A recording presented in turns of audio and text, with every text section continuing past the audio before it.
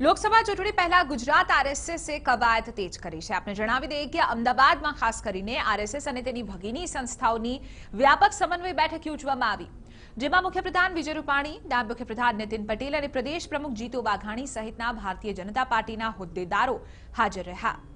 સાથે જ વીએચપી, બજરંગ દળ અને કિસાન સંઘ સહિતની સંસ્થાઓના હોદ્દેદારોએ પણ હાજરી આપી।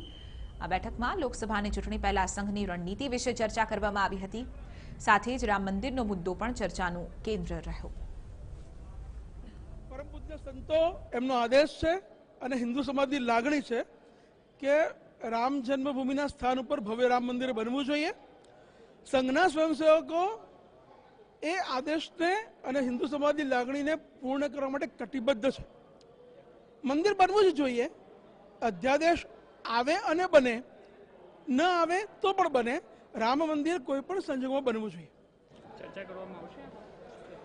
રામ મંદિર મુદ્દે બહુ ચર્ચાઓ થઈ ગઈ છે, હવે સીધી કામની